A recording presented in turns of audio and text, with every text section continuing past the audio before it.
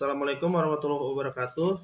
Perkenalkan kami dari kelompok 1 Sistem Otomasi ingin mempresentasikan materi yaitu konsep dasar perancangan pabrik. Next. Sebelumnya berikut adalah anggota kelompok kami yaitu ada Agil Salim, ada Muhammad Abrar, dan saya sendiri Reza Mario. Next. Jadi di sini ini apa sih itu pengertian tata letak pabrik? Jadi tata letak pabrik itu merupakan pengaturan serta penempatan alat-alat, manusia maupun fungsi-fungsi lainnya dalam kegiatan produksi dengan tujuan untuk memperoleh penggunaan ruangan yang efisien dan aliran proses yang optimal. Pengaturan tempat yang sesuai untuk setiap fasilitas serta pekerja yang mendukung kelancaran proses produksi akan meningkatkan efektivitas dan efisiensi semua kegiatan yang berlangsung dalam perusahaan dan mengoptimalkan hasil produksinya. Secara umum tujuan dari tata letak fasilitas adalah sebagai berikut, yaitu ada poin 1, mengatur area kerja dan fasilitas produksi yang paling optimal sehingga memberikan proses pemindahan material yang lancar, mengurangi proses pemindahan material dan menghasilkan jarak perpindahan yang minimum. Dan poin kedua adalah perancangan tata letak fasilitas produksi yang terkoordinir dan terencana dengan baik akan dapat mengurangi waktu tunggu yang berlebihan. Next. Di sini ada 9 poin dari sistematik perancangan fasilitas pabrik. Yaitu ada poin pertama itu define and redefine the objective. Lalu poin kedua adalah specify the primary and support activity. Dan poin 3 itu ada determine the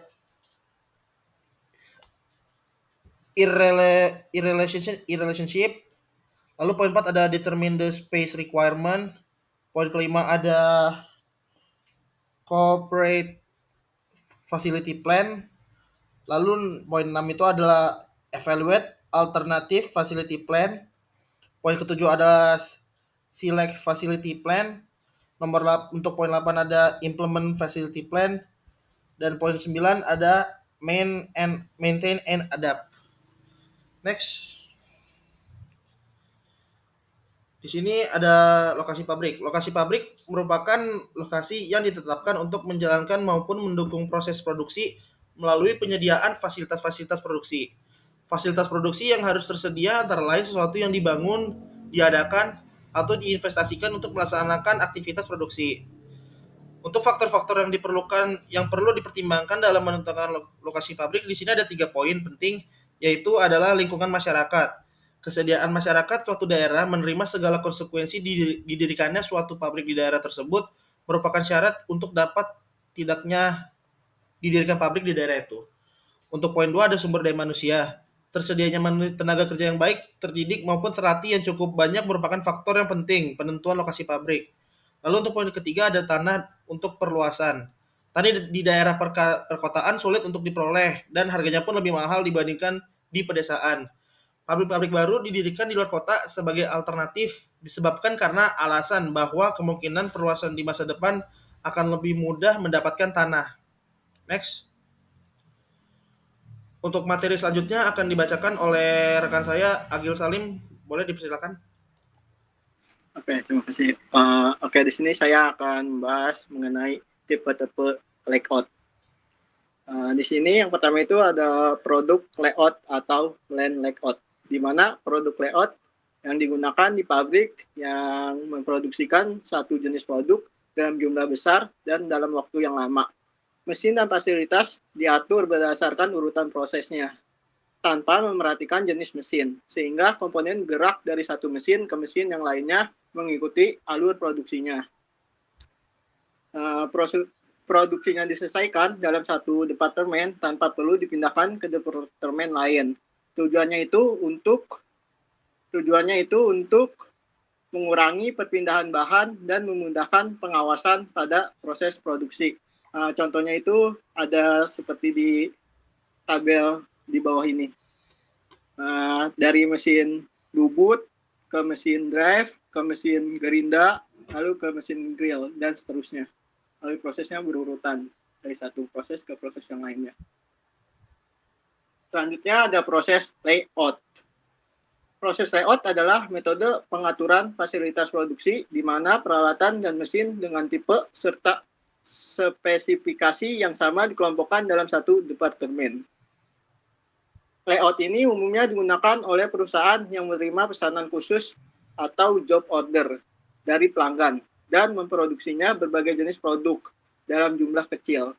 Industri yang menerapkan proses layout ini biasanya memiliki volume produksi yang relatif rendah serta produk yang tidak standar, sehingga layout ini memungkinkan lebih banyak fleksibilitas dibandingkan layout berbasis aliran produk. Dengan demikian, perusahaan manufaktur yang mengoperasikan produk berbasis job order atau job lot production akan lebih cocok menggunakan proses layout untuk menata fasilitas produksinya. Contohnya itu seperti pada gambar di bawah.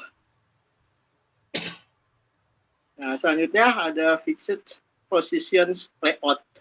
Di sini pada fixed position layout mengkondisikan bahwa yang tetap pada posisinya adalah material. Sedangkan fasilitas produksi seperti mesin, peralatan, serta komponen-komponennya, komponen pembantunya lainnya bergerak menuju lokasi material atau komponen produk utama. Tata letak berdasarkan lokasi material tetap digunakan untuk produk yang ukurannya besar seperti kapal dan pesawat terbang. Nah, contohnya ada di tabel ini nih, dijelaskan.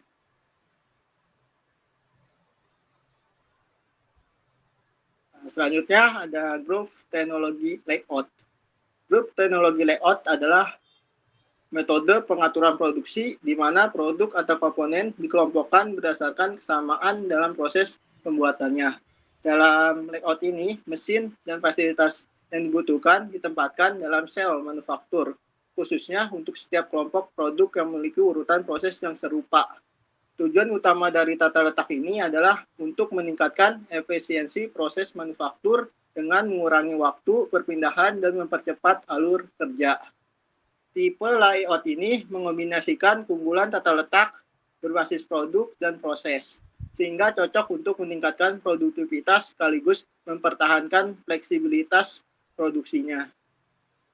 Grup teknologi layout ini juga disebut sebagai tata letak pembelajaran karena memungkinkan operator untuk mengembangkan keterampilan mereka dengan menguasai berbagai proses produksinya.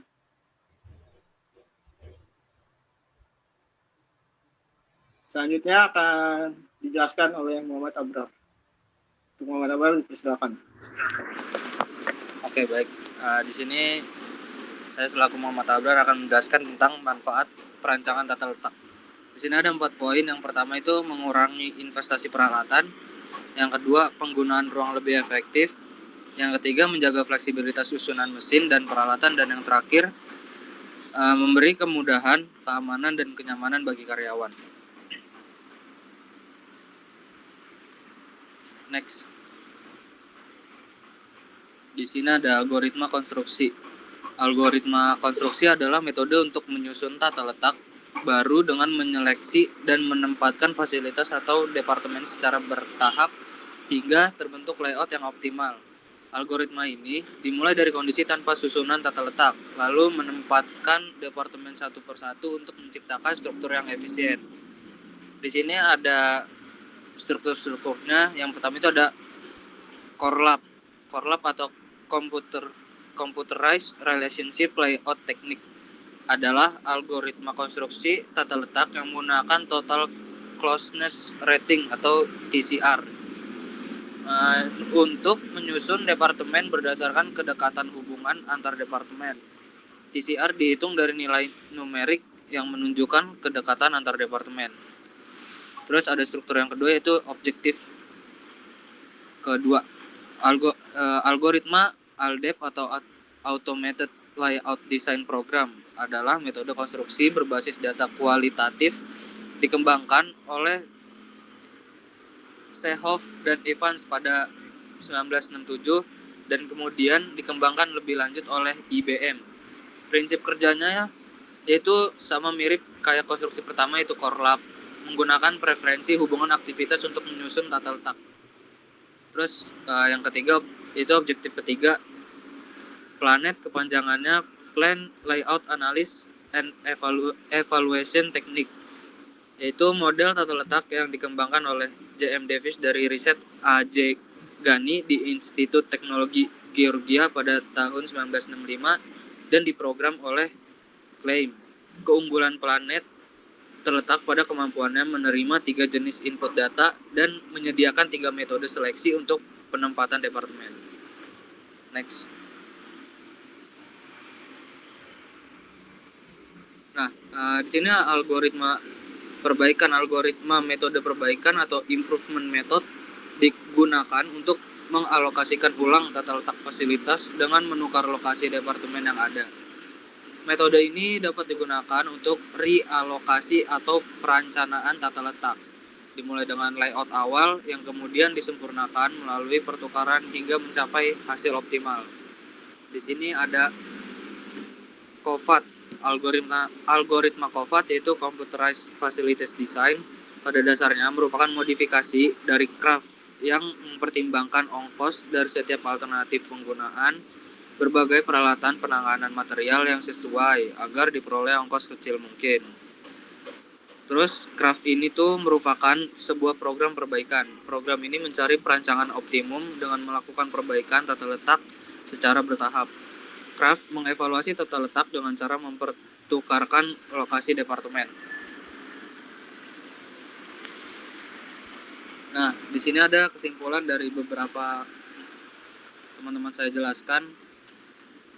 Jadi kesimpulannya yaitu perancangan fasilitas pabrik merupakan proses penting yang melibatkan berbagai tahapan dan aspek yang kompleks. Tata letak pabrik sebagai salah satu elemen penting dalam perancangan memiliki peran yang signifikan dan menentukan efisiensi dan efektivitas operasional pabrik. Melalui perancangan tata letak yang efektif, perusahaan dapat meningkatkan produktivitasnya, menurunkan biaya produksi, dan menciptakan lingkungan kerja yang aman dan nyaman bagi karyawan. Jadi kesimpulannya kayak gitu. Udah. Di sini langsung ditutup oleh Reza. Baik, demikian presentasi dari kami kelompok 1 Sistem Otomasi. Kurang lebihnya mohon maaf. Assalamualaikum warahmatullahi wabarakatuh.